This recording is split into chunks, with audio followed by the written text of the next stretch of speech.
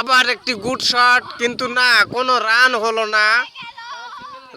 না। পুন্নি ও ওরূপে উকুন পুন্নি বলটিকে ঠেকিয়ে দিল। 4 আবার 4 মেরে দেখালো আমাদের সিনিয়র প্লেয়ার দীপ্ত।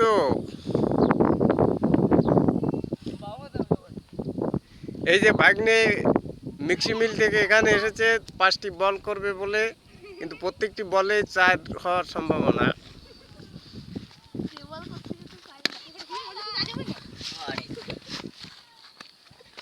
ডবল রান নিচ্ছে দীপ্ত।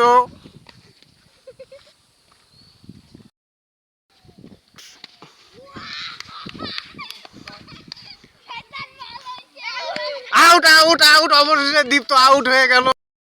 এই মাঠের সবচেয়ে জুনিয়র প্লেয়ার আমাদের প্রান্ত ভাই, সে আজকে কিপিং এর দায়িত্ব পালন করছে। খুবই